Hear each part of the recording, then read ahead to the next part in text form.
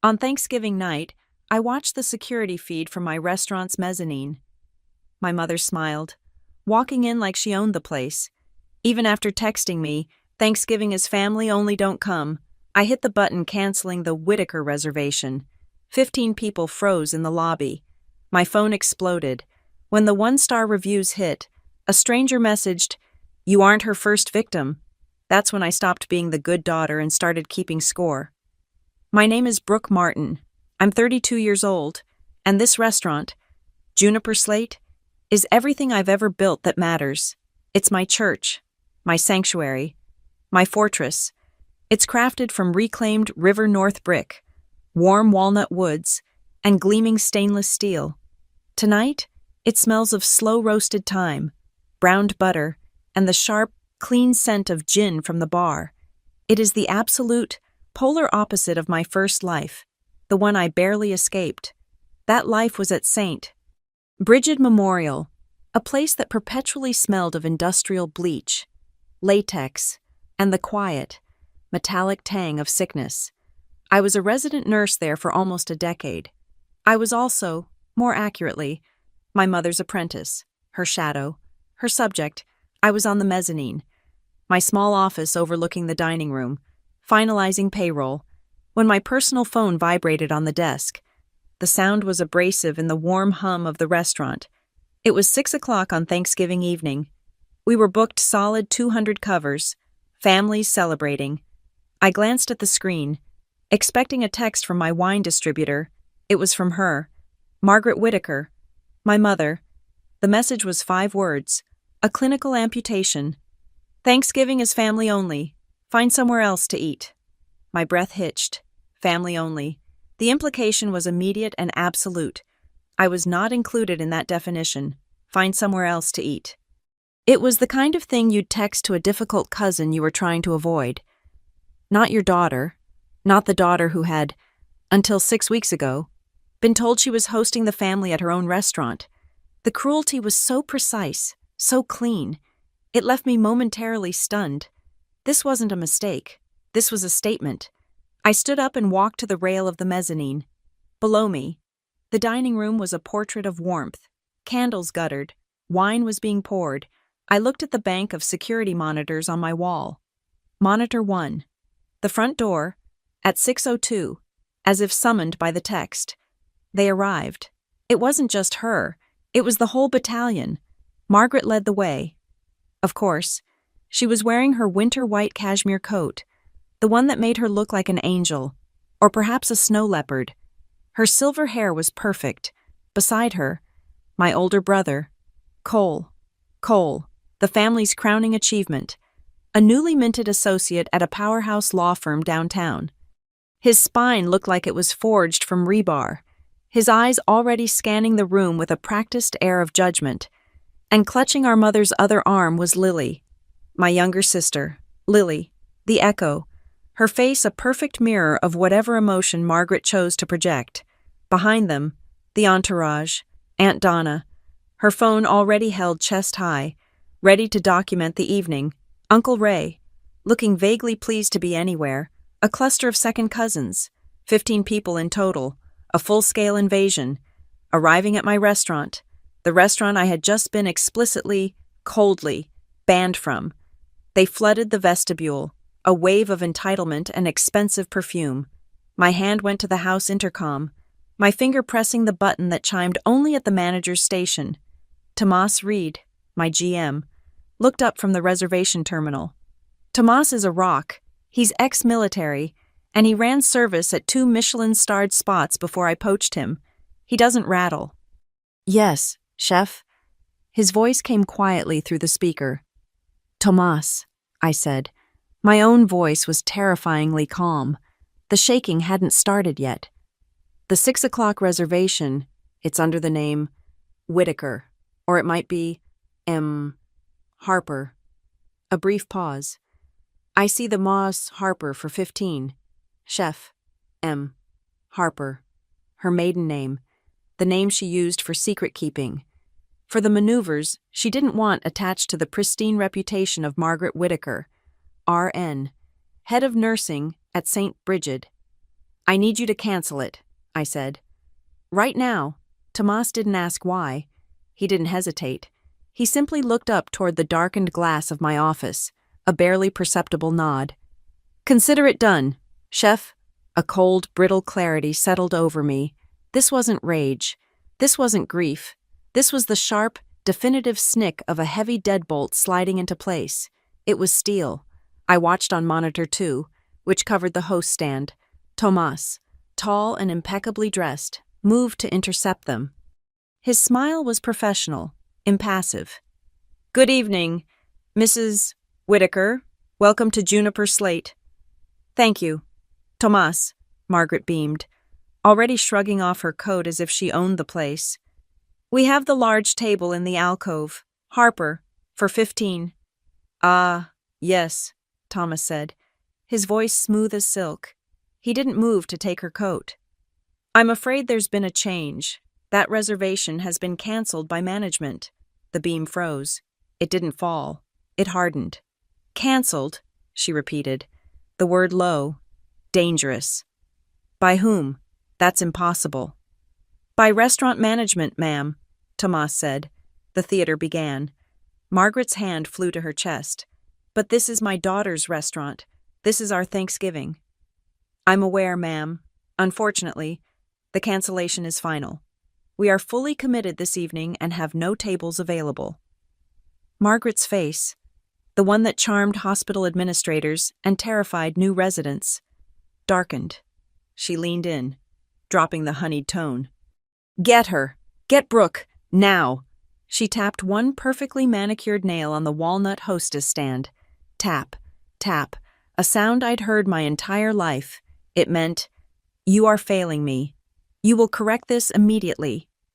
Tell her to get down here and sort out her manager's mistake. I assure you, ma'am, it was not a mistake. Bzzzt. Bzzzt. My phone, clutched in my hand, came alive. A barrage. Text from Cole. What the hell is this? Brooke, Mom is standing right here. You're embarrassing her. Fix it. This isn't funny. Text from Lily. How could you do this to us? Mom is about to cry. You are ruining Thanksgiving for everyone. You are so selfish. I hate you. You are ruining it. I stared at my mother's text again. Family only. I could fix this. The thought was instinctive. A reflex hammered into my nervous system. I could run down the stairs, apologize profusely, blame Tomas, blame a system glitch. I could absorb the blame. I could swallow the text message, swallow the exclusion, and seat them. I could serve them. I could play the role of the good daughter, the one who smooths things over, the one who bears the cost. Tap, tap, tap. Margaret was getting louder. The new hostess, Maya, looked like she was about to burst into tears. Another notification vibrated on my screen. Facebook. Aunt Donna tagged you in a post. I opened it. My blood went arctic. It was a blurry photo, taken just seconds ago, of Margaret at the host stand, her hand to her throat, her expression one of profound, tragic disbelief. The caption, I cannot believe what I am witnessing.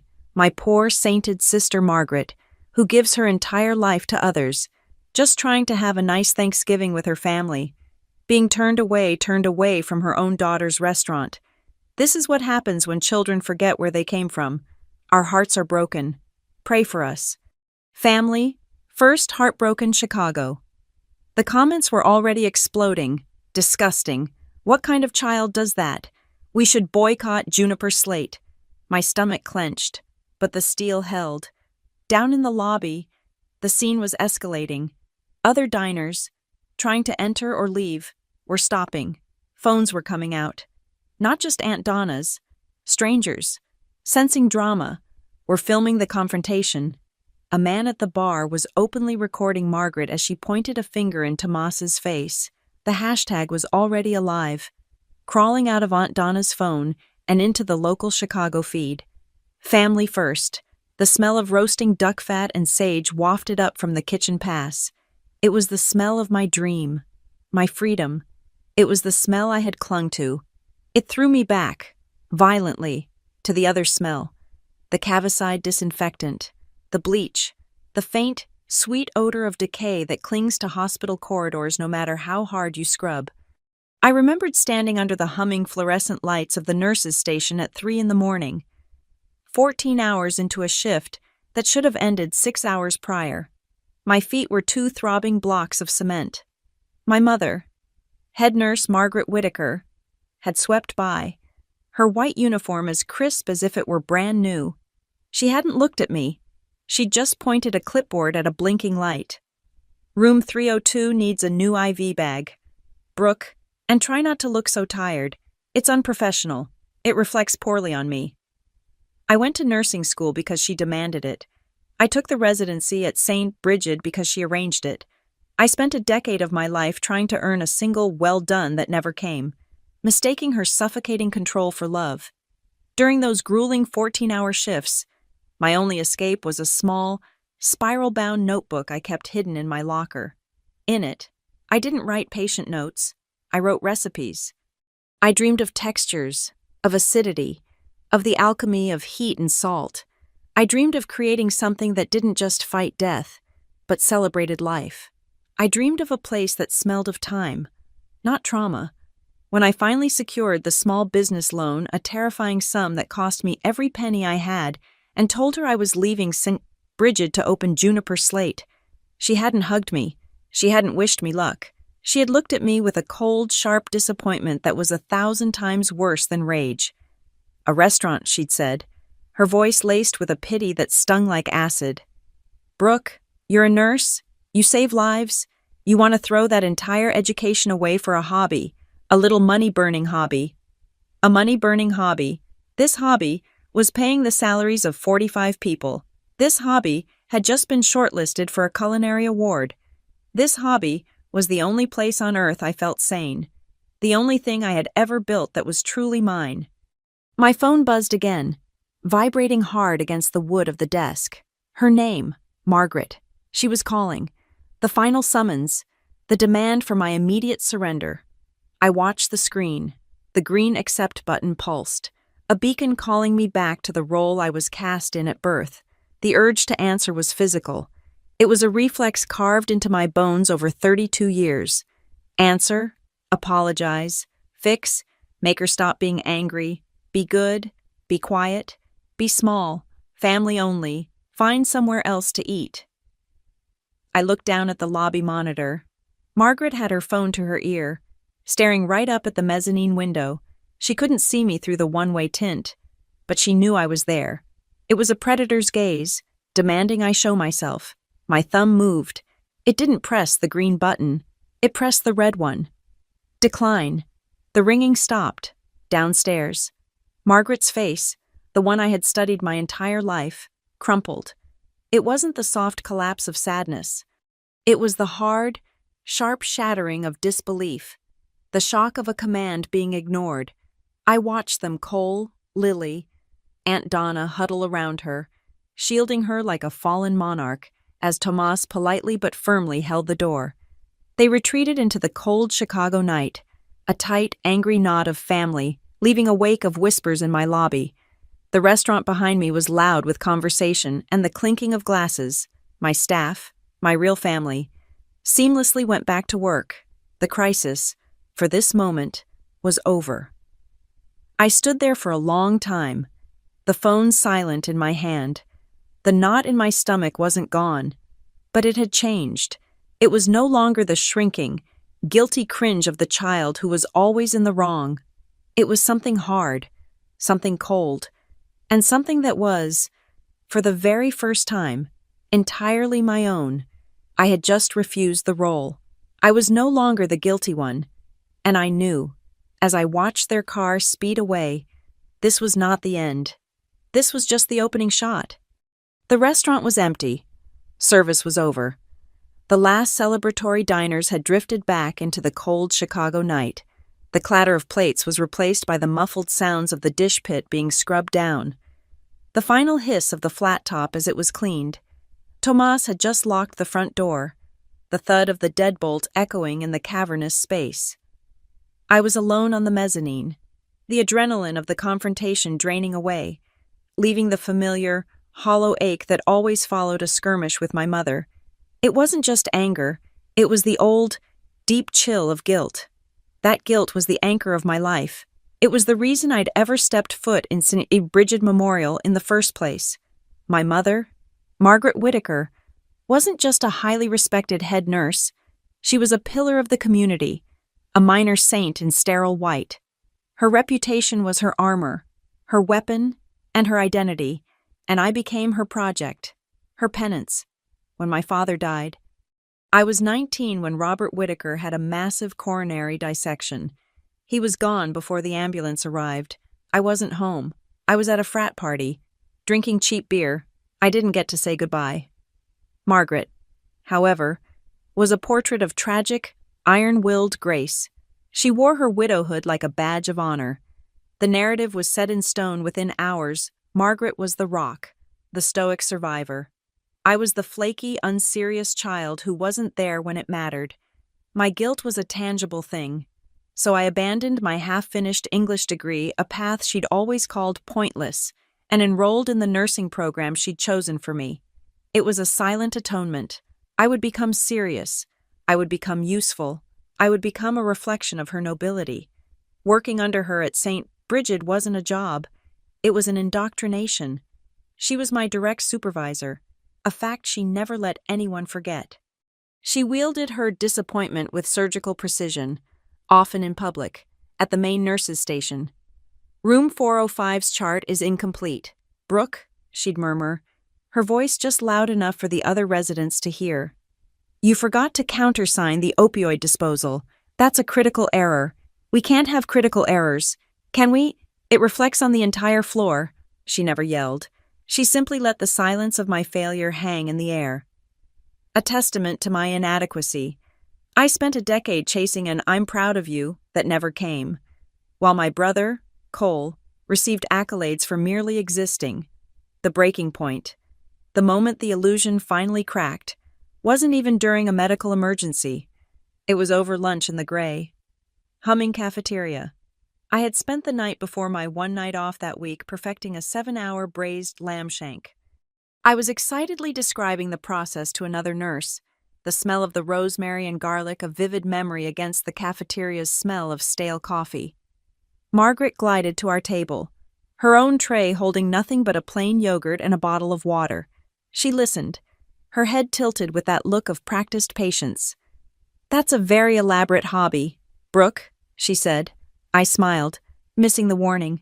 It's more than a hobby. Mom, I think I'm actually good at it. She looked at me, her eyes flat and cold, all the warmth gone. You're a good nurse, Brooke. Or you could be, if you focused. Mr. Henderson in room 302 is coding. That's what matters. She paused, then delivered the line. You have to decide. Do you want to save lives, or do you want to make soup? Make soup. She dismissed my entire soul as soup. I gave my 2 weeks' notice the following Monday. I liquidated the small trust my father had left me on money she had always insisted was for a sensible down payment on a condo, and I found a broker who believed in my business plan. I signed the lease on this space in River North, a crumbling warehouse that nobody wanted. I told her after the ink was dry, it was, in her words, the ultimate betrayal. You're not just leaving the hospital, Brooke, she'd said, her voice trembling with a terrifying, cold fury I had never heard before. You are leaving this family. You are abandoning the memory of your father.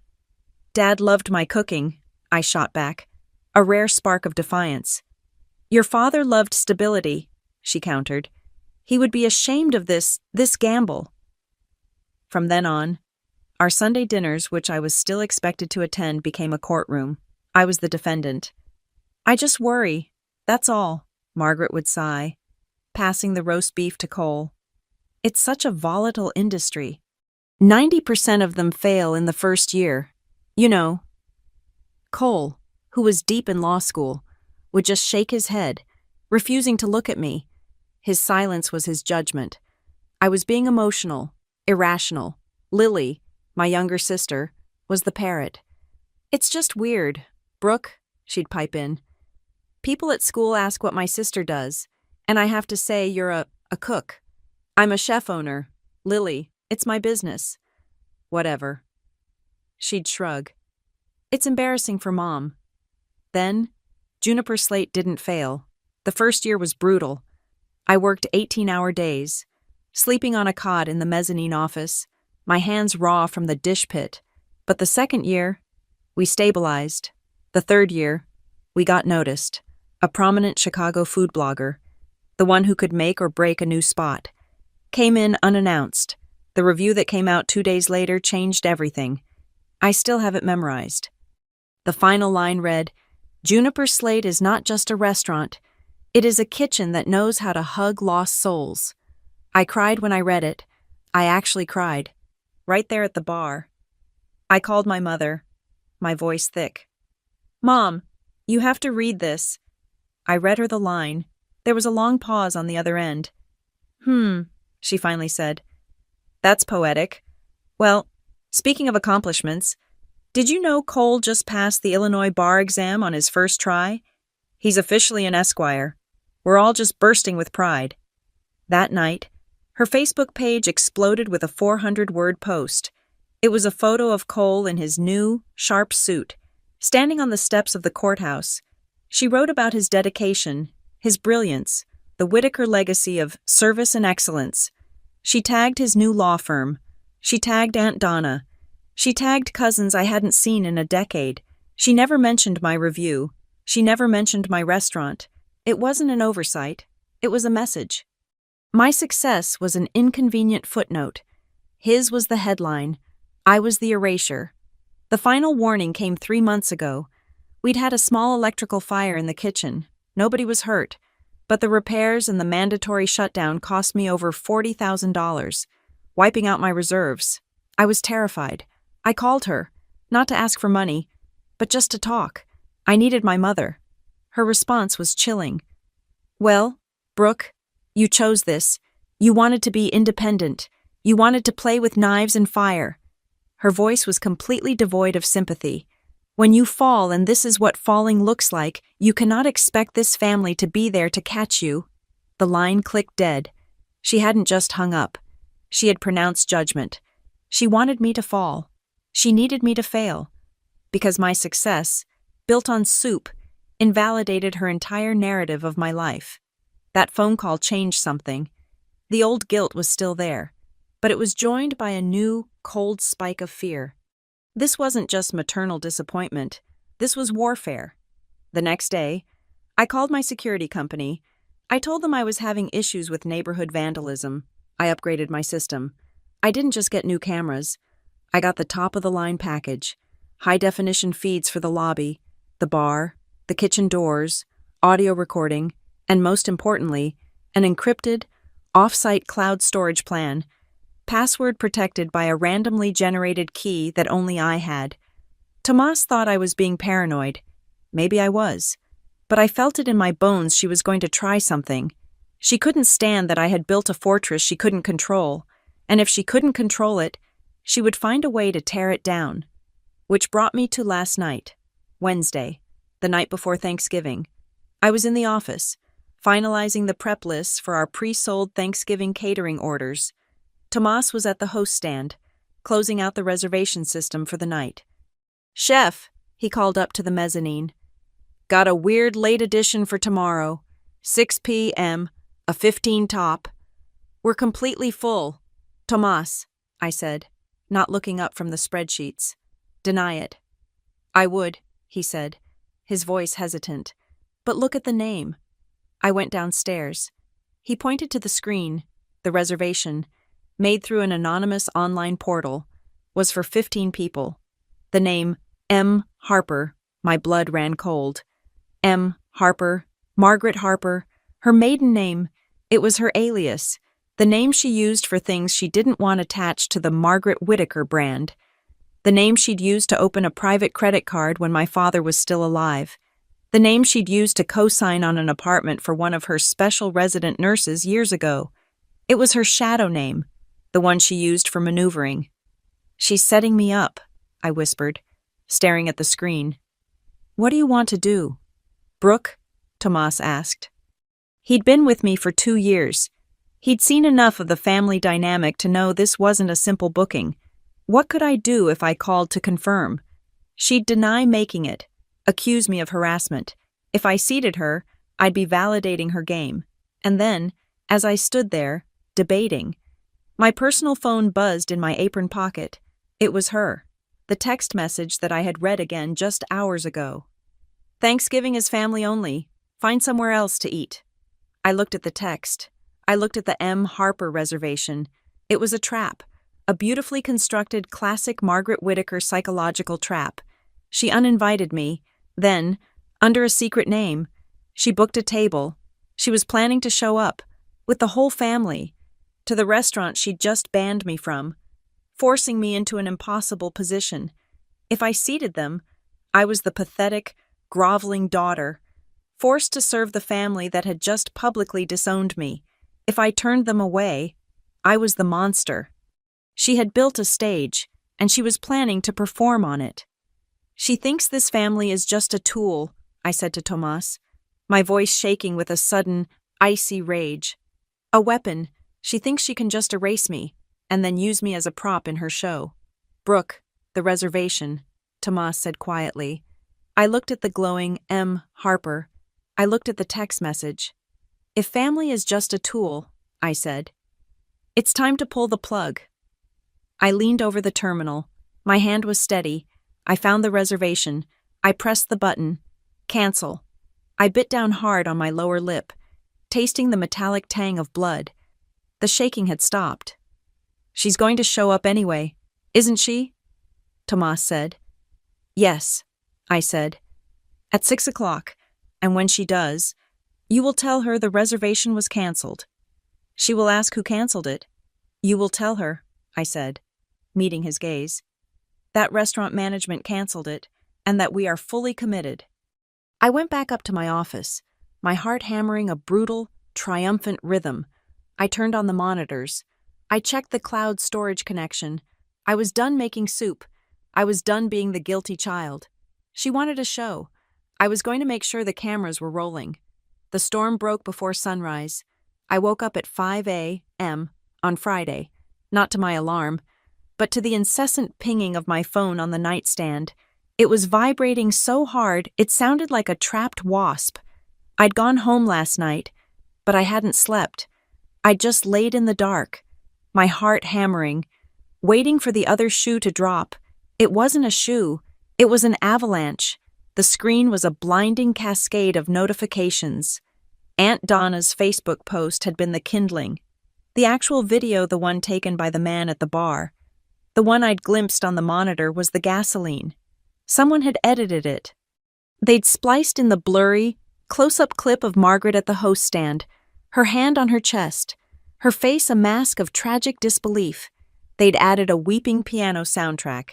They'd used slow motion on the moment Tomas held the door for her to leave, making it look like he was forcefully ejecting a frail old woman into the street. The caption, overlaid in a stark white font, heartless Chicago restaurant owner Brooke Martin Juniper Slate kicks her own mother out on Thanksgiving. It wasn't just on Facebook. It had mutated. It was on TikTok, racking up hundreds of thousands of views every hour. It was on X, formerly Twitter, tagged with Family First and Chicago. By 5:30 a.m., it had been viewed over 2 million times. Then came the reviews, the digital carpet bombing. My Yelp, Google, and Resi pages were a sea of red. 1 star, 1 star, 1 star, hundreds of them, all posted in the dead of night, from profiles with no other review history. I would never eat at a place run by such a monster. Disgusted. The food must be as cold as the owner's heart. Cancelled our reservation forever. My friend was there and saw the whole thing. The poor mother was shaking. This place should be shut down. Elitist trash, family first, my restaurant's rating, the one I had bled for 4 years to get to a 4.8, was now hovering at a 2.1.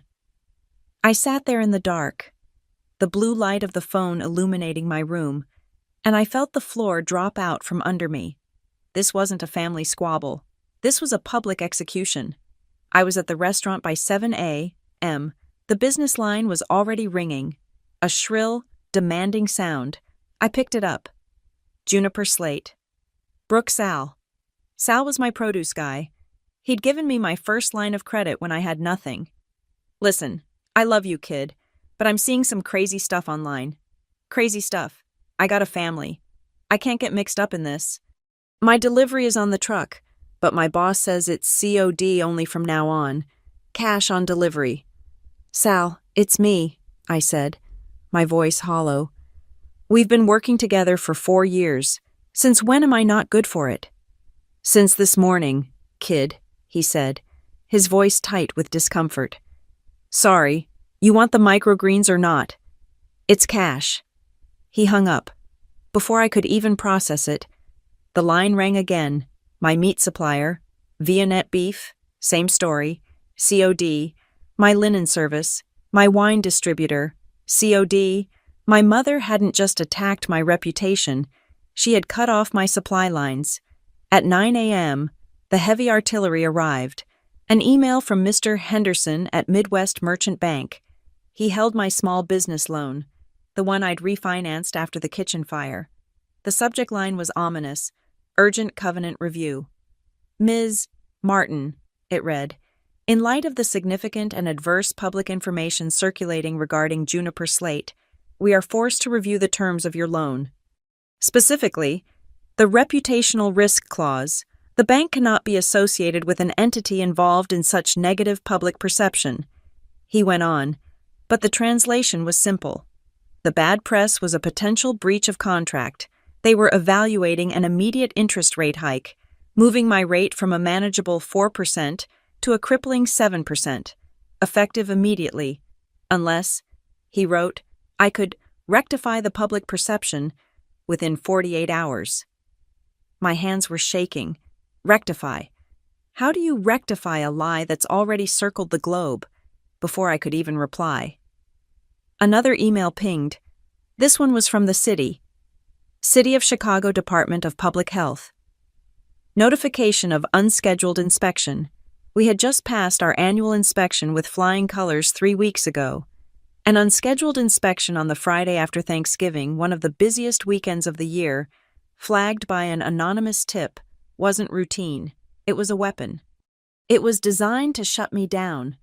I sank into my office chair, the phone buzzing again, a text from Lily. Mom is completely destroyed. She hasn't stopped crying.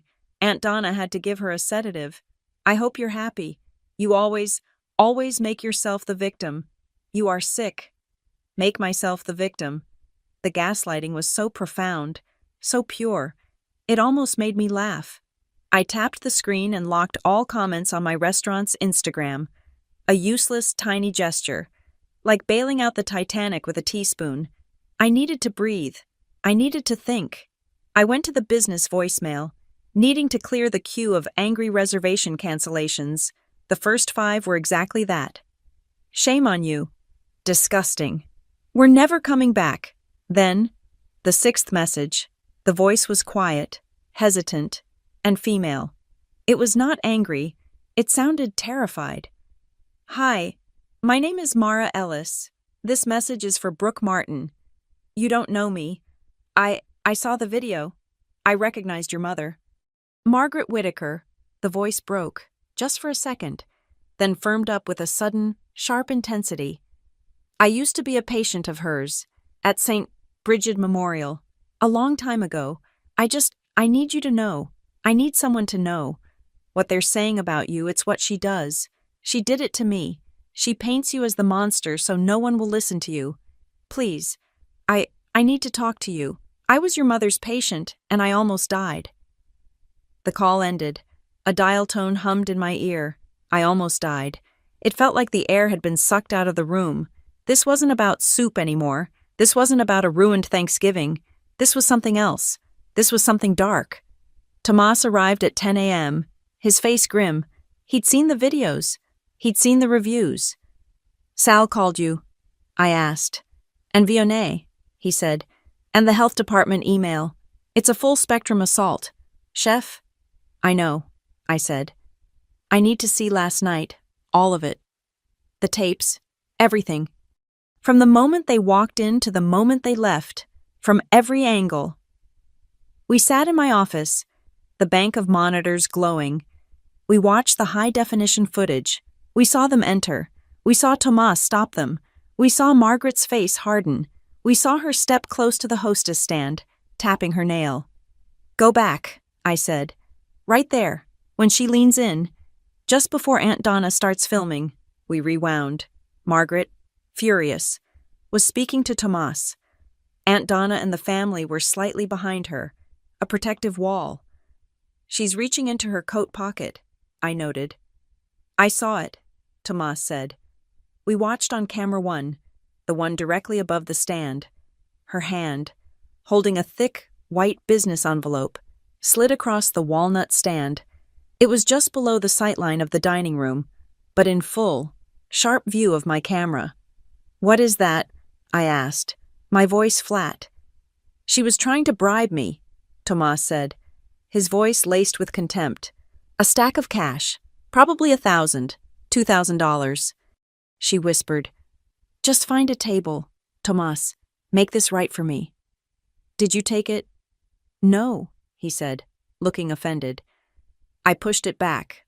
I told her, "Ma'am, we don't accept gratuities for reservations." But the camera angle was tricky. It was high, looking down.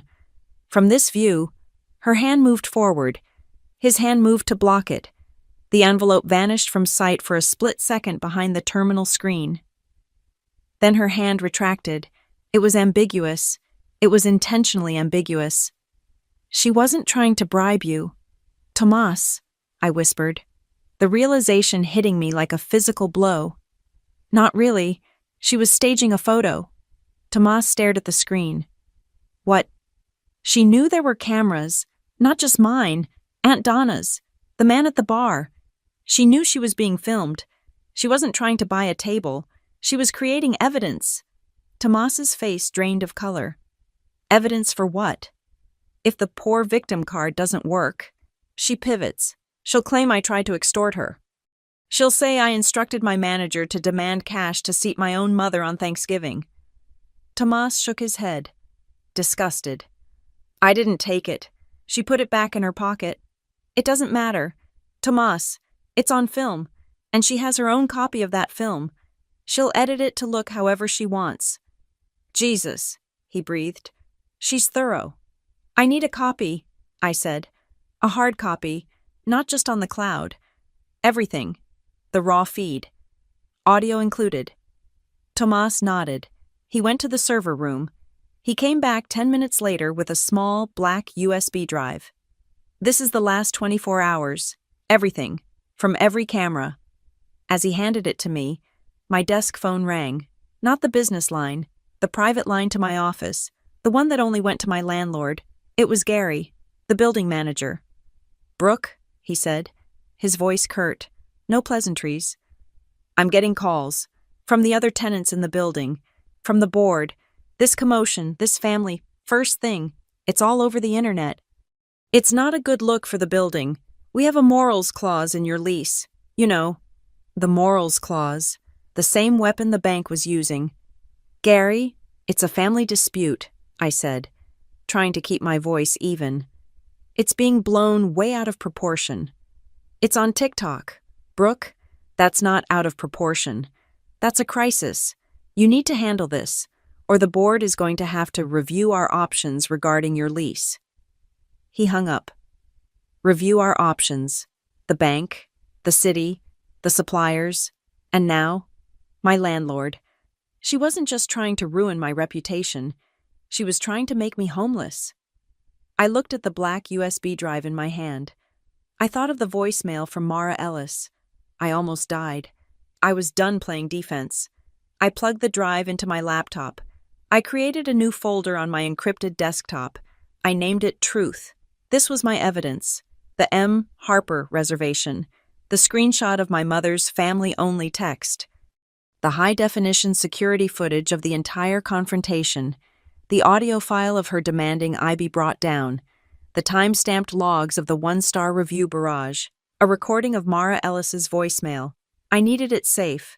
I opened my encrypted cloud storage, the one I'd set up after the fire.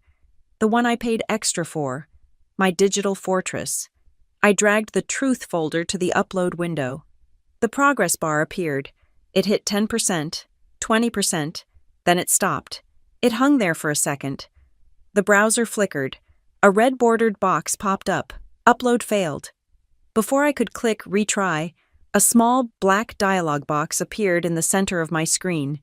It wasn't a system error. It wasn't from my browser. It was just white, mono-spaced text on a black background. You should have listened. I stared at it. I tried to click it away. My cursor wouldn't move. The box remained.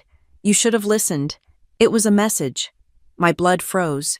This wasn't just Margaret. This wasn't a nurse posting on Facebook. The bank, the city, the COD demands, that was influence. This was different. This was infiltration. I yanked the Ethernet cable out of the laptop's port, severing the connection. The black box vanished instantly. Someone was in my system. Someone was watching me, and they had just given me my final warning. My laptop was unplugged, the battery removed. My personal phone was powered off, tucked in a drawer. The "you should have listened" message had severed my last thread of digital trust. I was offline, but I wasn't disconnected. I still had Mara Ellis's voicemail. I left Juniper Slate at noon. Walking the long way, checking over my shoulder twice, I felt exposed. The Family First videos turning every stranger's glance into a potential accusation. I went to a drugstore on the West Loop, a neighborhood far from my own, and paid cash for a $60 prepaid burner phone. I activated it in the back aisle, near the foot care products, feeling like a criminal. I dialed her number.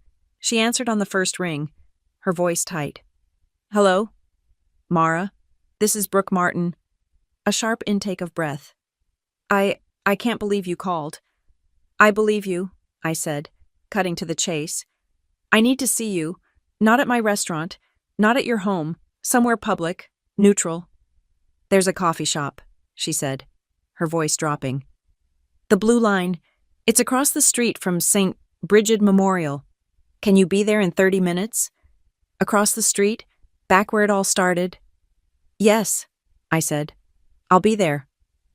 The Blue Line Cafe was exactly as I remembered it from my residency, smelling of burnt coffee and stale bagels, populated by weary-looking people in scrubs, their faces etched with exhaustion. I took a small table in the back, facing the door. Across the 4 lanes of traffic, St. Bridget loomed a monolith of pale brick and dark-tinted glass. Even from here, I could almost smell it, the cavicide, the bleach, the underlying metallic tang of the place. A woman entered, scanning the room. She was thin, in her late 40s, with haunted eyes that found mine immediately. She walked over, not bothering with a coat despite the cold, clutching a thin manila file folder to her chest like a shield. This was Mara Ellis. "Brooke," she said, sitting down. She didn't order coffee. "Thank you for meeting me," I said, "and for the message." "When I saw that video," she said, her hands trembling slightly. The way she looked, that face of noble suffering, it was the same face she made when she stood at the foot of my hospital bed. She slid the thin file across the table. It wasn't an accusation. It was a verdict. "I was in for a routine gallbladder removal 6 years ago. I'm allergic to morphine. It's all over my chart. Red flagged. Margaret was the head nurse on the surgical recovery floor. She oversaw my intake." I opened the file. The first page was a discharge summary. The second was an anesthesiology report. "The procedure went fine," Mara continued. Her gaze locked on the hospital across the street. "But in recovery, I was in pain. A resident came in with a syringe. I asked what it was. He said, 'Just something for the pain, ordered by your team.' Margaret was standing right behind him, smiling. She patted my arm. My fingers traced the lines of the report. It wasn't a standard painkiller. It was Dilaudid, a lot of it, 10 times the standard post-op dose for someone my weight. My breath caught. 10 times. That wasn't a mistake. That was an execution. My blood pressure bottomed out. My heart stopped. She tapped the paper. "Cardiac arrest. For 2 minutes. They had to use the paddles. I woke up 3 days later in the intensive care unit. intubated. My God, I whispered. The hospital went into full lockdown mode. They called it a critical medication error, a system failure. But the resident who administered it swore up and down the order was correct in the chart when he saw it. By the time the review board looked, the chart had been altered, corrected. The blame fell on the resident. He was fired. And my mother. Your mother, Mara said, her voice thick with a 6-year-old bitterness, was the hero. She was the one who discovered the error and saved my life. She visited me in the ICU. She told me I was very confused from the trauma, that I was lucky she'd been double-checking the charts. She was so kind, so compassionate. The file, I prompted, pointing to the last page, a settlement agreement. They paid me $50,000, Mara said, her voice flat. And I signed an NDA. The hospital wanted it quiet. That $50,000 didn't even cover the long-term cardiac damage. But I was scared. I was weak. And she had everyone convinced she was my guardian angel. But you knew, I said. I knew, she whispered. And I wasn't the only one she did it to. She doesn't just make mistakes. Brooke, she weaponizes them. She collects them. And if you threaten her, she destroys you with a smile on her face. Mara reached into her purse and pulled out a folded napkin. She pushed it across the table. On it were 3 names. I started asking questions, quietly. After I left, these are the people who knew, the ones who saw what she was and tried to stop her. They aren't at St. Bridget anymore. She made sure of that. I unfolded the napkin. Tanya Brooks, Evan Mercer, Jill Rowan. I knew the last name, Jill Rowan. She had been my mother's best friend, Aunt Jill. She'd worked in hospital administration. Tanya Brooks, Mara said, tapping the first name, was a floor supervisor, a real stickler for protocol. She caught Margaret at a nursing station at 3 a.m, long after her shift was over. Margaret was logged into the digital chart system, but under a resident's name. She was changing dosage timestamps on a patient who had coded and died 12 hours earlier. Cleaning up the timeline, I breathed, the nursing protocol flooding back. Exactly. Tanya didn't report her, not right away. She was smart enough to know that was suicide. She just confronted Margaret privately, asked her what she was doing. Margaret smiled, said she was helping the resident, who was too distraught to complete his charting. Mara leaned in closer. 48 hours later, Brooke, 2 days, an anonymous complaint was filed against Tanya by 2 brand-new residents, accusing her of verbal and sexual harassment, a complete fabrication. But Margaret, as head nurse, put her on immediate administrative leave. For the safety of the staff, she said. Tanya drained her savings fighting it. They settled. She wasn't fired, but her career as a clinical supervisor was over. She works in medical billing in Wisconsin now. My mother's playbook was terrifyingly clean. Identify a threat, fabricate a kill shot, use the hospital's own HR department as the weapon. Evan Mercer, Mara continued, her voice gaining a cold momentum. A pediatric nurse, a good one. He made a mistake, a real one, but minor. He self-reported it, just like you're supposed to. He gave a teenager Tylenol with codeine instead of plain Tylenol. The kid was fine, just sleepy. He reported it directly to Margaret, following protocol. She would have loved that, I said. An admission of failure. She thanked him for his honesty, said it showed real integrity. A week later, during a routine audit of the narcotics cabinet on Evan's floor, a box of fentanyl patches was reported missing. It happens sometimes they're miscounted, moved to another unit, but Margaret went, confidentially, to the hospital administrator. She said she was worried about Evan, that he'd been agitated and sweaty ever since his medication error. She suggested he might have a substance problem and had stolen the patches to cover his own error. No, I said, the sickness rising in my throat. Oh, yes, it took him 1 full year and $30,000 in legal fees to clear his name with the state licensing board. They eventually found the patches a simple clerical error. They'd been transferred to the cardiac unit and not logged out properly. But it didn't matter. By then, the rumor was set. He was The nurse who steals opioids. His career was gone. He drives for Uber. He reported a minor error, and she countered with a career-ending accusation of drug theft, escalation and annihilation. And Jill, I said, my voice barely a whisper. Jill Rowan. She was her friend. Mara's eyes softened with something like pity. That's why it was the worst. Jill worked in administration. The hospital was undergoing a major state compliance audit. The auditors found irregularities in the nursing overtime logs for Margaret's floor. It looked like Margaret was padding hours for her favorites nurses loyal to her and cutting hours from others. It was thousands of dollars in fraud. Jill was assigned to investigate. Margaret went to her, as a friend, asked her to fix the numbers, to protect the department. She told Jill, "We're family. We have to protect each other." But Jill wouldn't do it. Jill refused. She was a by-the-book person. She said she had to report the facts.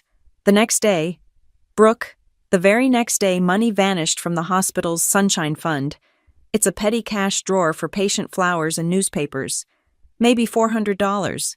Just gone. And Margaret sadly suggested to the board that Jill had been under a lot of personal financial stress and had been acting erratically. She even mentioned Jill's son's gambling debts. It was a phantom accusation. No proof. Just a targeted, poisonous rumor. It never even went to an investigation, Mara said. It didn't have to. The suspicion was enough. Jill's reputation in administration was ruined. Her husband got a transfer, and they moved to Arizona, just to escape. I sat back. The sterile air of the hospital across the street, suddenly feeling like it was in my lungs.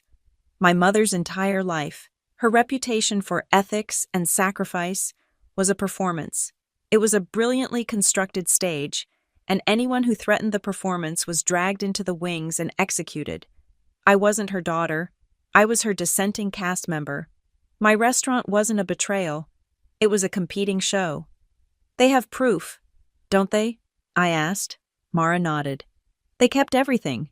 They were smart. Tanya has the timeline, the HR emails, the settlement agreement. Evan has the full, written exoneration from the licensing board that proves the drug theft was baseless. And Jill, Mara gave a small, grim smile. Jill has the smoking gun. After she moved to Arizona, she called Margaret one last time. She just wanted to ask why, and she recorded the call. What did she say? Jill asked. Why would you do this to me? I was your best friend. And Margaret Aunt Jill recorded her laugh. It was a little, breathy laugh. And she said, Oh, Jill, you have to control the story. People are messy. I just pushed the story a little. You should have been loyal. I just pushed the story a little. You should have listened. My blood was ice. I carefully folded the napkin and put it in my pocket with the file. I thanked Mara. She just nodded, her eyes on St. Bridget. Give 'em hell, Brooke, she said, and walked out. I sat there for 10 minutes, the entire architecture of my life rearranging itself. I returned to Juniper Slate late, after dark, using the rear kitchen entrance to avoid the front. The health inspector had come and gone. Tomas told me they'd torn the kitchen apart but found nothing. Not even a minor infraction. They'd left, frustrated and empty-handed. I put my key in the metal back door. It snagged on something. I pushed it open, and a small, white rectangle fluttered to the floor. It wasn't an envelope. It was a photograph, a 5x7 glossy print. My stomach hollowed out. It was a picture of me and Mara Ellis, sitting at the table in the Blue Line Cafe. Today, it was a long lens shot, taken from a distance, maybe from a car, or from a window in St. Bridget across the street. I flipped it over, written in thick, red Sharpie. Just 2 words. Stop digging. My hands were shaking, but it wasn't from fear. It was from a rage so pure and so cold, it was almost silent. They weren't just in my computer. They were watching me. I didn't go home. I walked 6 blocks, my hood up, to a 24-hour electronics store. I paid cash for a 2 terabyte, solid-state external hard drive. Tomas was in the office when I got back. He saw my face. Saw the photo. He didn't need an explanation. They're watching me. Tomas. Physically, I said. My God. Brooke, what do you want to do? I'm done being hunted, I said. I held up the USB drive he'd given me and the new hard drive. I can't trust the cloud. I can't trust my network. I need to make a copy and keep it completely offline. Cold storage. The wine cellar, he said immediately. The floor safe, bolted to the foundation, fireproof, combination. We went downstairs, into the cool, dark cellar. I used my now permanently offline laptop. I plugged in the USB, plugged in the new drive. I copied the truth folder, all of it, the M. Harper reservation, the family-only text, the high-def security footage of the confrontation, the audio file of Margaret's demands, the logs of the one-star reviews, a recording of Mara's voicemail. And now, a high-resolution scan of the settlement and the surveillance photo. I put both the USB and the new hard drive into a small, waterproof case. Tomas spun the heavy dial on the floor safe, hidden beneath a trap door. I placed the box inside. He closed the heavy steel door, spun the dial. The thud and click were final. Only you and I know that combination. Chef, he said. Good, I said. Keep it that way. I couldn't use my burner phone. They might trace the signal. I couldn't use my laptop. I walked 3 miles to a public library in a different neighborhood. I sat at a public terminal, created a brand new, anonymous, encrypted email address, and paid cash for a day pass. I found them. Tanya Brooks in Wisconsin, Evan Mercer in Chicago, Jill Rowan in Arizona. I sent 3 separate emails. The subject line was the same for all of them, an associate of Mara Ellis. The message was short. My name is Brooke Martin. I believe you know my mother, Margaret Whitaker. She is trying to do to me, with my restaurant, what she did to you. I have proof of her current actions, and I have Mara's story. I am not signing an NDA. I am not moving. I am not backing down. I am asking for your help. I hit send. The trap she'd set on Thanksgiving was closing, but I wasn't the one caught in it. Paranoia is a terrible roommate. It doesn't sleep, and it doesn't let you sleep. It was 3 a.m., Saturday morning. The restaurant was dark, silent save for the low hum of the walk-in coolers. I hadn't gone home. I couldn't. The stop digging photograph was propped up on my desk, a glossy, red-inked reminder that I was no longer just being attacked. I was being hunted. If they were watching the front of the Blue Line Cafe, they were watching my building. They were watching my home. So I stayed on the mezzanine, my own fortress, and I did the only thing I could. I watched them back. I wasn't just looking at the footage of the Thanksgiving confrontation anymore. I was scrubbing through all 48 hours of archival footage from every camera since I'd sent those emails at the library, the lobby, the bar, the kitchen, and most importantly, camera 4. The high-definition one covering the rear delivery entrance and the alley. For hours, it was nothing, just the flickering alley light, the occasional stray cat. Then, at 2:17 a.m., a silver sedan, a late-model Audi, slid into the frame, its engine dark. It parked in the shadow of the neighboring building. A minute later, a figure in a dark hooded sweatshirt walked up to the driver's side. I couldn't make out a face, but the person was small, their movements quick, furtive. They looked like a woman. She passed a thick white envelope identical to the one my mother had tried to give Tomas through the window. A man got out of the car to meet her. He was tall, dressed in an expensive-looking overcoat. The alley light caught his profile for just a split second as he looked up, checking the windows. The woman pointed up, toward my building. My office. The man nodded. He took the envelope and got back in his car. The woman in the hoodie melted back into the shadows. The Audi drove away. It was a payment, a handoff, a briefing. When Tomas came in at 8 a.m., his face already set for another day of battle. I didn't even say good morning. I just pointed at the screen, paused on the man's profile. Who is this? Tomas squinted. His military background wasn't just in his posture, it was in his approach to information. The resolution is crap. But I might know a guy, or, better, a program. Give me a minute. He took a screenshot, plugged his own offline laptop into my offline workstation, and transferred the image. He ran a cleanup filter, sharpening the pixels, adjusting the contrast. Then he ran it against an offline facial recognition database he'd acquired during his private security days. The system pinged. A name flashed on his screen. Derek Vance, Tomas read, his voice grim. "I've never heard of him," I said. "You wouldn't have," he said, scrolling through a file. "He's not a public figure. He's what you'd call an angel investor. If you were being generous, I'd call him a vulture. He specializes in distressed assets. He finds businesses tangled in scandals, bad PR, lawsuits, partner disputes, anything that stinks.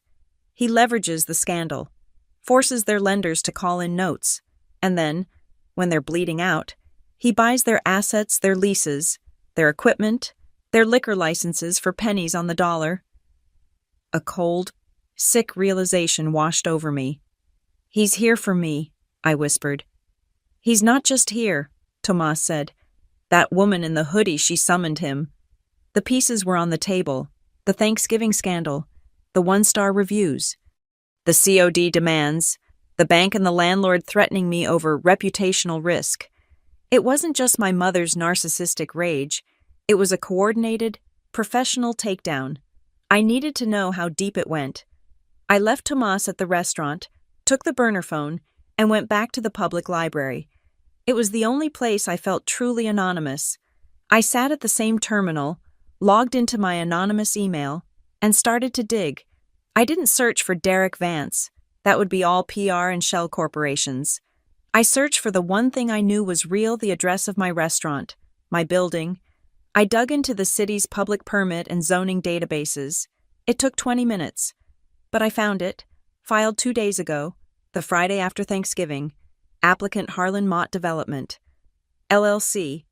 Permit type: application for full-scale interior renovation and structural assessment. Location: 1218 River North Drive. My address. My heart was beating so fast I could feel it in my throat.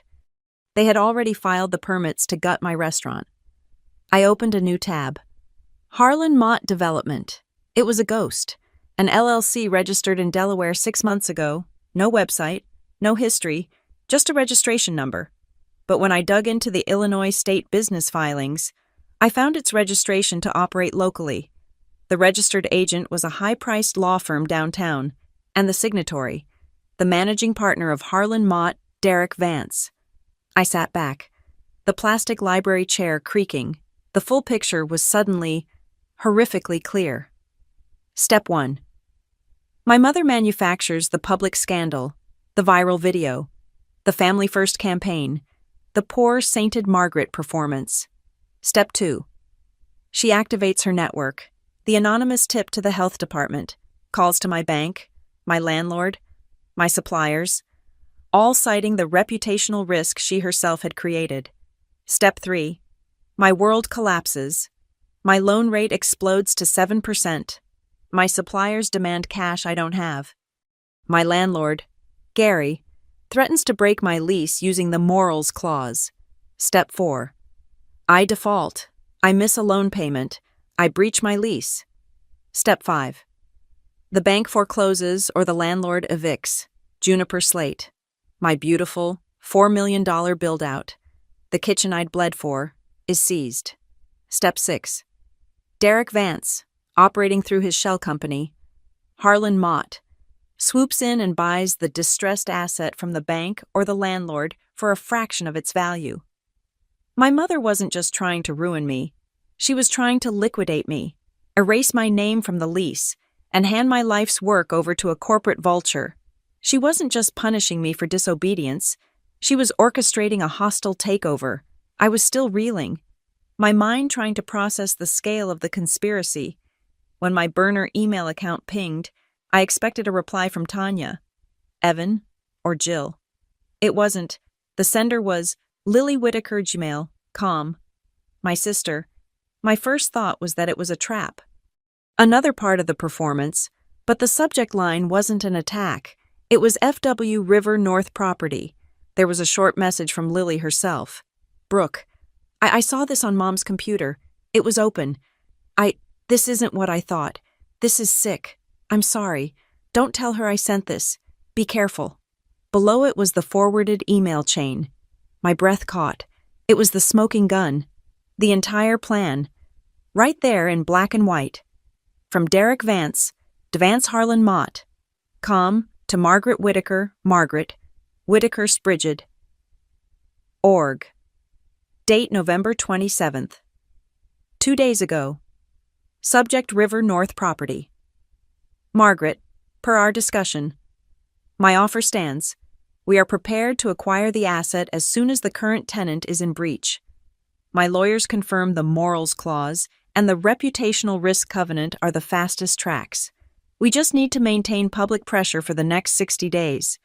Once she defaults, the building board will move to evict, and we will finalize the transfer. 60 days. The standard cure period for a lease or loan default. That was my deadline.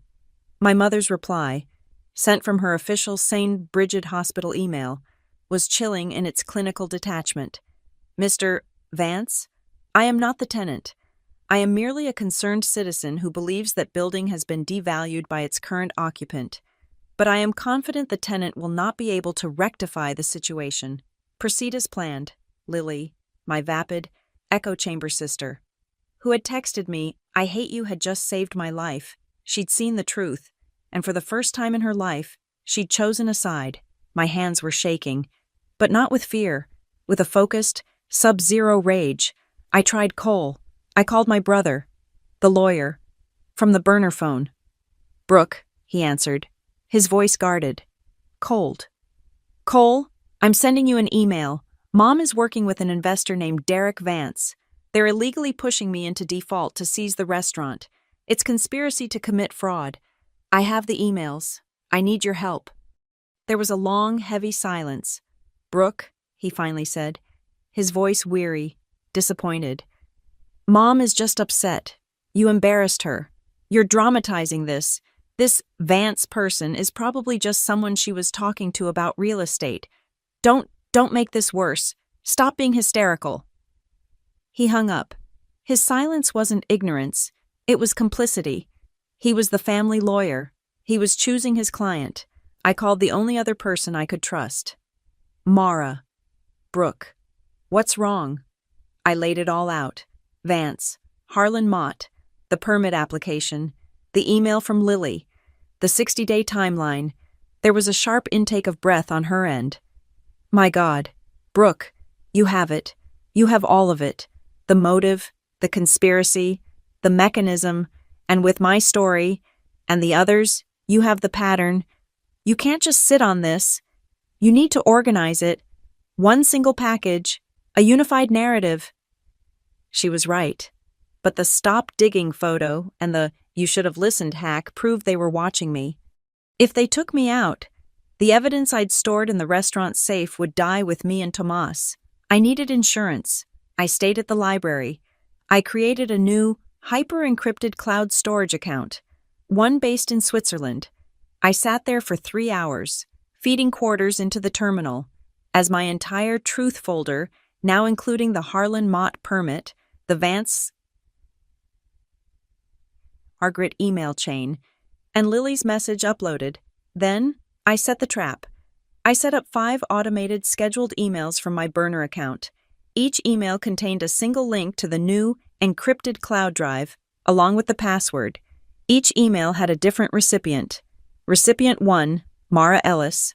Recipient 2, a top investigative reporter at the Chicago Tribune, the one who had broken the St. Bridget opioid miscount story 2 years ago. Recipient 3, the Illinois State Department of Public Health. Recipient 4, Mr. Henderson at my bank. Recipient 5, Gary, my landlord. The subject line for all 5, the Whitaker method, evidence of conspiracy, medical malpractice, and fraud. I scheduled them all to send in exactly 72 hours. The only way to stop them was for me, personally, to log into the account and manually reset the timer. If I was arrested, if my account was locked, If I was in an accident and didn't log in, the dead man's switch would flip. The bomb would go off. I walked back to the restaurant, finally feeling like I could breathe. I had an insurance policy. I had a 60-day window. I was wrong. I walked in the back door. Tomas was standing by the phone, his face pale. "What is it?" I asked.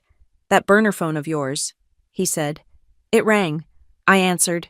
It was not a person, a synthesized voice, like a machine. What did it say? It said, "We know what you're doing. We know you met Mara. The health inspector was just a warning. This weekend it'll be the public health department. The one with the TV crews and the big yellow shut-down stickers. Be smart. Back off." My blood went cold. They weren't waiting 60 days. They were accelerating. They knew I was digging, and they were going to shut me down this weekend. The TV crews, the yellow stickers, they were going to create a scene so toxic, so final, that my reputation would be unrectifiable. My landlord and my bank would be forced to act immediately. I didn't have 60 days. I didn't even have my 72-hour insurance window. I looked at Tomas. "They're trying to shut us down by Monday." I went back to the library. My heart hammering a new, frantic rhythm. I logged into the burner email. The witnesses had replied. Tanya Brooks. "I'm scared, but I'll talk. I still have the HR file." Evan Mercer. "She ruined my life." "What time and where, Jill Rowan?" "I still have the recording. Tell me what you need." I looked at the clock on the library wall. I looked at the 72-hour timer on my dead man's switch. It wasn't fast enough. I couldn't meet them one by one. I had to consolidate.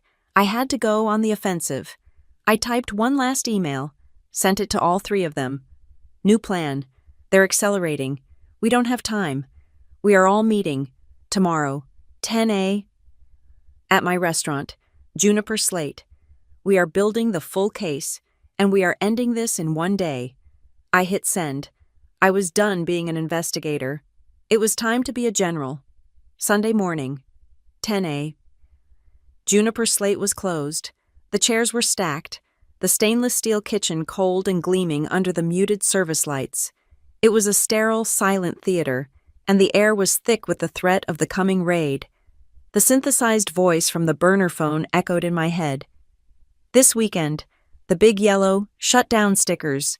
We didn't have until Monday. We had hours. Tomas and I had been there since 6 a.m. He stood by the locked front door, arms crossed, watching the street. I was on the mezzanine, watching the security feeds. We had one pot of black coffee, thick as tar. We were a garrison of 2, waiting for our reinforcements. At 10:03, Tomas's voice came over the intercom. "First arrival, woman, matches description." I went down to the lobby. He unlocked the door. Tanya Brooks looked exactly like her medical billing photo. She was small, neat, and looked like she hadn't slept in a week. She clutched a heavy, accordion-style file folder, the kind lawyers use. She'd driven all night from Wisconsin. "Ms. Martin," she said, her voice thin. "Brooke, thank you for coming. Tanya, this is my general manager. Tomas, you're safe here." She just nodded, her eyes darting to the windows. "She might did you check for anyone watching?" "We're secure," Tomas said, his voice a calm anchor. "Okay," Tanya whispered. She didn't take off her coat. She opened the accordion file. "I brought everything. I kept copies of everything." We went to the main dining room and spread the files across table 1. It wasn't just emails. It was a complete narrative of her professional execution. "This," she said, pulling out an internal HR memo, "is the official suspension order, signed by your mother, effective immediately." "For the harassment allegation," I said. "Yes, but look at the date." She slid another document next to it, a printout of her personal notes from her work terminal, time-stamped by the hospital server. "This is my log from 48 hours before the allegation. This is the one I told Mara about." I read it. 3:17 a.m., discovered M. Whitaker at Station 3C, logged in under Dr. Patel's credentials, actively altering chart for patient 409B. A. Kincaid. Patient Kincaid coded and expired. At 18:30 the previous day, M was altering post-mortem medication logs when confronted. Stated she was cleaning up the charting for the family's peace of mind. She was covering a mistake, I said, the cold, familiar procedure flooding my memory. If the post-mortem logs didn't match the code report, it's grounds for a massive malpractice suit, Tanya finished, and an immediate review of the attending physician, Dr. Patel, who was one of your mother's favorites. I saw her committing a felony. And 48 hours later, I said, tapping the suspension memo. This appears, signed by your mother, Tanya confirmed, citing multiple credible and disturbing reports from residents who, I later found out, reported directly to her. I never stood a chance. The file was thick, the anonymous email complaint, the countersuit she'd tried to file, the hospital's final settlement offer dropped the suit, sign an NDA, and they wouldn't formally contest her unemployment. She didn't just fire me, Tanya said, her voice shaking. She built a file that made me look like a predator, all to cover the fact she was tampering with a dead man's chart. The front door lock clicked again. Tomas led in the second man. Evan Mercer was the opposite of Tanya. She was coiled fear. He was vibrating anger. He was wearing the black polo shirt and windbreaker of a rideshare driver. Evan, I said, extending a hand. He shook it, his grip crushing. I drove all morning. I didn't think I'd come. I've spent 5 years trying to forget her name. Then I get your email. He didn't have a neat file. He threw a single, stapled document on the table. It was thick, on heavy official cardstock, bearing the seal of the state of Illinois. The decision, he said, tapping it, from the Department of Financial and Professional Regulation, the Nursing Board. I read the summary. After a 1-year comprehensive review, this board finds the allegations of opioid theft against Nurse Evan Mercer to be fully unsubstantiated. The narcotics in question were located.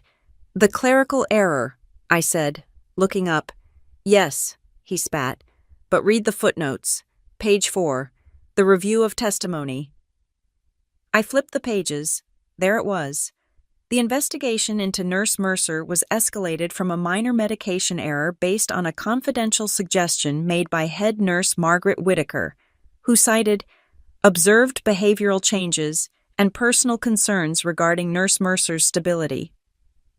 She didn't accuse me, Evan said, his voice low and raw.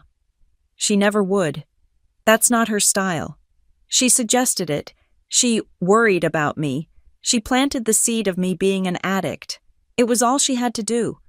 The hospital administration did the rest. It took you a year to clear your name.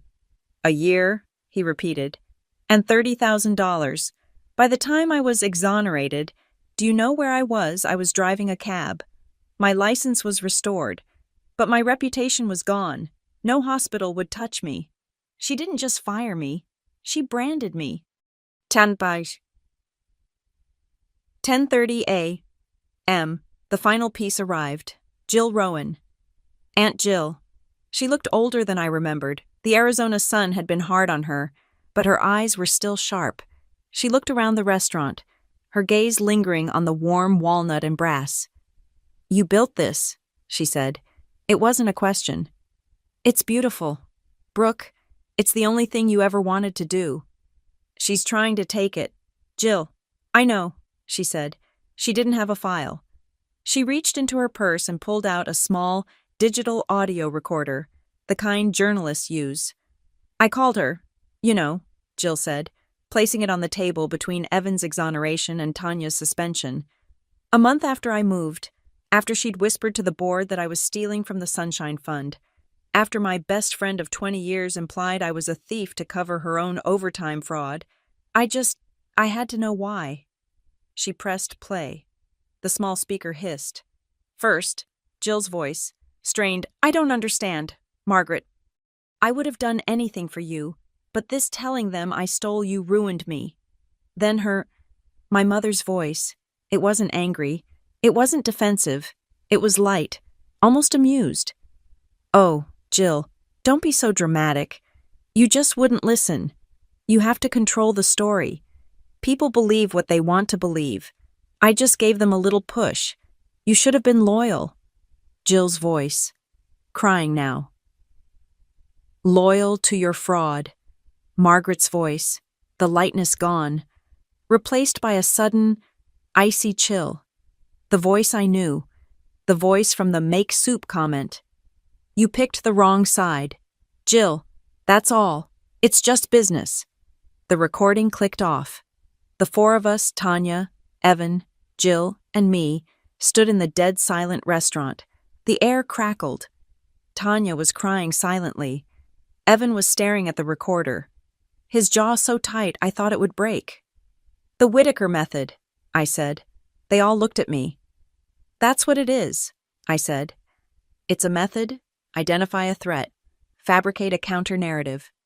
Neutralize the threat using a proxy HR, the board, the rumor mill, then claim credit for handling the crisis. Tomas, who had been listening from the bar, came over. I was checking her employment history at St. Bridget while you were waiting. He laid down a single sheet of paper.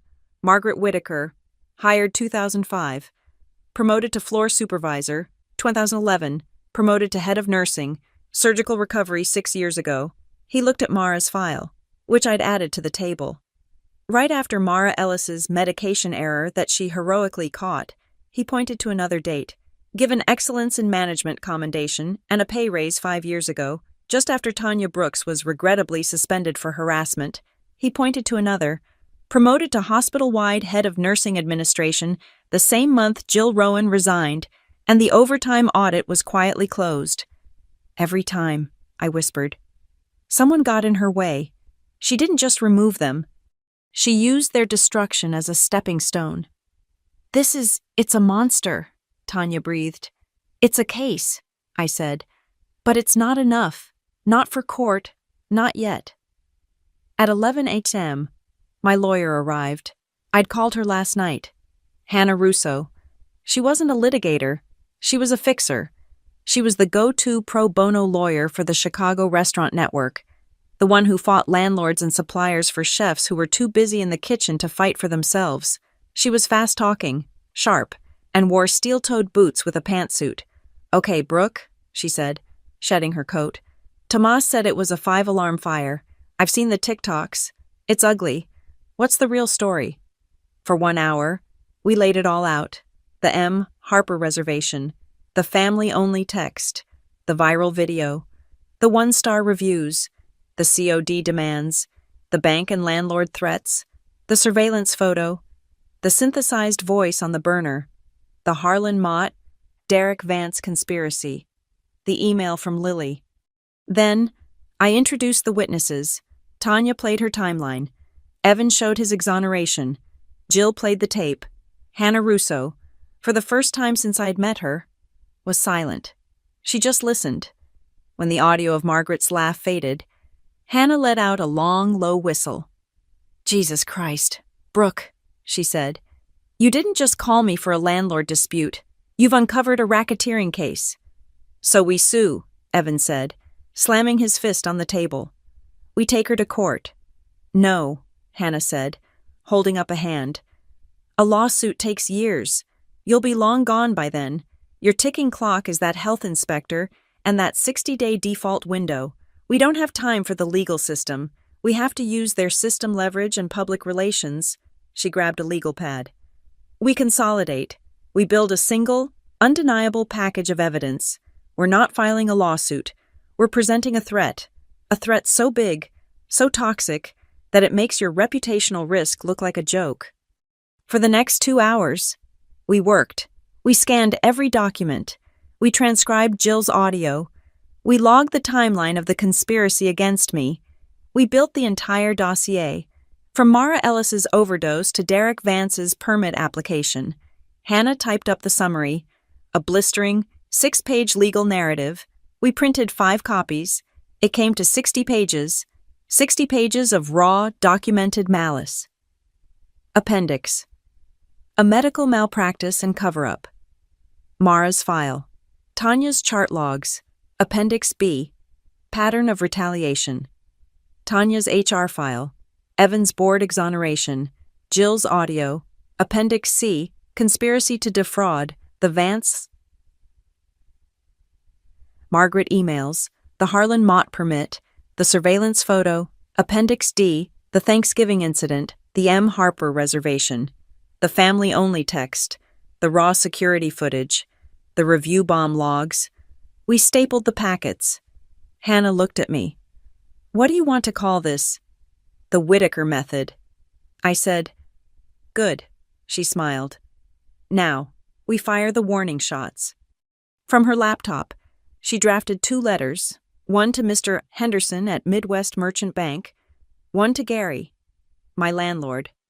"Gentlemen," she read aloud, "it has come to our attention that you are considering adverse action against our client, Juniper Slate. Based on a reputational risk clause, please be advised that our client is the victim of a coordinated, malicious campaign of conspiracy, fraud, and harassment. This is not a family dispute. It is a criminal enterprise. We have attached a summary of our findings. Any action you take against Ms. Martin's business will be viewed as participation in said conspiracy. Govern yourselves accordingly. She's making them accomplices if they act," Tomas said, a slow smile spreading. "Exactly," Hannah said. She hit send. "That neutralizes the bank and the landlord. They won't risk a lawsuit. They'll wait, which buys you time." The witnesses left, one by one. Their evidence now copied and secured in Tomas's safe. They looked lighter. For the first time, they weren't alone. Hannah packed her briefcase. "Your dead man's switch is smart. Brooke, keep it active. But this," she tapped the dossier, "is for the main event. She's going to come to you. The health department raid was a threat to make you run. When it doesn't happen, and my calls today will make sure it doesn't, she'll know you're not running. She will come here." "I'm counting on it," I said. She left. It was 4 p.m. The restaurant was quiet again. I was wiping down the bar. The scent of the sanitizer sharp in the air. When my burner phone buzzed, the one I hadn't used in a day, a new text, from a blocked, anonymous number. It was 6 words, an old command, a text she used to send me when I was a resident at St. Brigid, working a double, to let me know I was late for Sunday dinner. A text that meant, drop everything and report to me. Be home by 6. I looked at the text. It was a summons. She thought I was a child to be scolded.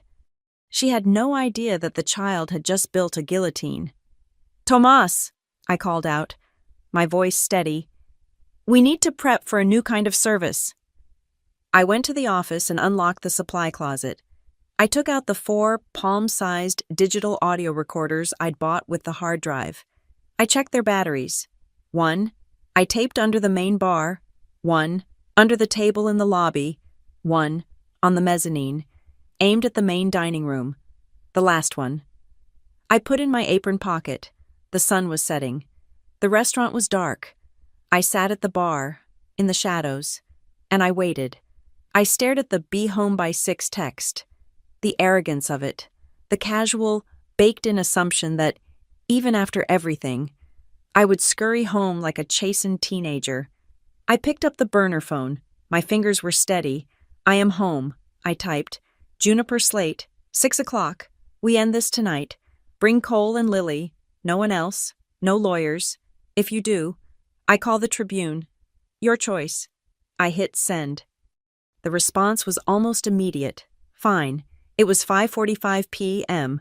The restaurant was dark, a tomb of shadows and cold steel. Tomas had locked the front doors. We weren't prepped for dinner service. We were prepped for a trial. I stood at table 30, the long walnut tent-top in the very center of the dining room. It was my version of a courtroom, but I hadn't set it with wine glasses or flatware. I had set it with the truth, in the center. I placed the small digital audio recorder, Jill Rowan's weapon. To its left, I laid out the glossy 5x7 photograph of Derek Vance in the alley. Taking the white envelope, next to that, the printed application from Harlan Mott Development, with my restaurant's address on it. Next, The stapled packet of emails, the entire chain between Margaret Whittaker and Derek Vance, the one Lily had leaked, the one that mentioned the 60-day default window, and then a new, last-minute piece of evidence. My burner had buzzed 20 minutes ago. It was a picture message from a number I didn't recognize, but I knew the source. It was Cole. He hadn't just been silent. He'd been trapped. He'd finally chosen a side. It was a high-resolution photograph of a yellow legal pad, my mother's precise, looping cursive. I had printed it and placed it at the head of the table, the roadmap, her entire 4-phase plan, at 6 o'clock, on the dot, headlights cut across the front windows. Tomas's voice, low and calm from the host stand, carried through the dark. "They're here, all three. Let them in. Tomas," I said, my voice sounding too loud in the empty room. "And lock the door behind them." The heavy glass door opened. The lock clicked shut. She entered first. Margaret Whittaker. She was wearing the winter-white cashmere coat, the angel coat. Her silver hair was perfect. Her face was arranged in that mask of deep, measured, tragic concern. It was her television smile, the one she used for hospital board meetings and grieving families. It was the face of a saint. "Brooke, darling," she said, her voice a soft, velvet sigh. She glided toward me, her arms slightly open, as if to embrace the prodigal daughter. "What is all this? This terrible silence? You're frightening your sister." Cole followed her. His face was a grayish white. He looked sick. He wouldn't meet my eyes. Lily was last. She was clutching her purse to her chest like a life vest, her eyes wide, darting from me to my mother. She looked terrified. I didn't move. I didn't speak. I just pointed to the table. Margaret stopped. Her eyes scanned the items. The smile faltered. "Just a fraction." "A meeting, Brooke. This is dramatic, even for you." "Sit down. Mom." It was a command, not a request. The tone of it cold, flat, devoid of any daughterly plea stopped her. She sat, slowly, at the head of the table. Cole and Lily took the chairs beside her. A broken, terrified jury. I pushed the first document across the polished walnut, the printout of the yellow legal pad. "I recognize the handwriting," I said. "Yours?" Her eyes snapped to the paper. She read her own words. "Phase 1, public smear Thanksgiving, family first, coordinated review bomb. Phase 2, financial squeeze suppliers, COD, bank, reputational risk. Phase 3, legal discredit, anonymous health tip, unstable rumors. Phase 4, asset acquisition, Harlan Mott, eviction, seize lease." The color drained from her face. The mask of concerned mother dissolved, replaced by a sharp reptilian stillness. "Where did you get this?" she whispered. "You keep sloppy notes," I said. I slid the next item toward her, the photograph. "And you meet with sloppy people." She looked at the image of Derek Vance in the alley. Her hand, the one in her white coat pocket, clenched. "That's not," she started. "That's Derek Vance," I cut her off.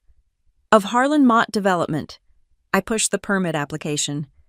"The one who filed to gut my restaurant 2 days ago." "Brooke," Cole murmured, his voice cracking. "Don't." "Stay out of this." "Cole," I said, not looking at him. "This is insane," Margaret said, trying to regain control, to reassemble the mask. "It's a fantasy. You're having some kind of breakdown, Lily. Tell your sister how ridiculous this is." She turned to Lily. It was the wrong move. Lily was already crying, silent tears streaming down her face. "I can't. Mom," Lily choked out. I can't. It's not a fantasy." Margaret's gaze hardened. "Lily, you are overwrought." "No," Lily suddenly shouted, her voice cracking. She fumbled with her purse, pulling out the small, silver USB drive. "I sent it. I sent her the emails. I saw them." "What emails?" Margaret snapped. "The emails." Lily threw the USB drive onto the table. It skittered across the wood and stopped next to the audio recorder. Between you and him, about the 60-day default, about the morals clause, you were planning it. Margaret stared at the USB drive. She looked at Lily, then at Cole, then at me. She was cornered. You, she said to me, her voice dropping, losing all its warmth, have done this. You've turned your own sister against me. You've poisoned them. I didn't have to, I said. You did? I picked up the small black digital recorder, Jill's recorder. You're very good at creating a story, I said. You've been doing it for decades, but you're sloppy with your audio. I pressed play to. The room, my beautiful silent restaurant, filled with her voice. First, Jill's, strained and weeping. I don't understand. Margaret, I was your best friend. And then, hers, light, amused, breathless. Oh, Jill, don't be so dramatic. You just wouldn't listen. You have to control the story. People believe what they want to believe. I just gave them a little push. You should have been loyal. A click, then silence. Lily gasped, her hand flying to her mouth. Cole closed his eyes, his head sinking, the full weight of his complicity crushing him. Margaret flinched. It wasn't a big movement. It was a sharp, violent recoil, as if she'd been struck. Her eyes, wide with shock, stared at the recorder, the audio, her own words, her own admission, her laugh. It was the one thing she couldn't gaslight. It was the one thing she couldn't reframe. The mask didn't just crack, it shattered. The sainted mother evaporated. The tragic victim vanished. What was left was pale, cold, and vibrating with a rage that was terrifying in its purity. You, she whispered, her voice unrecognizable. You ungrateful child. She shot to her feet, her chair scraping violently against the floor. She fell back on her final, most polished script, martyrdom. I sacrificed everything for you children. She shrieked, her voice echoing off the high ceilings. I gave up 30 years of my life. I worked double shifts. I scrubbed floors at St. Brigid. I built that hospital's reputation from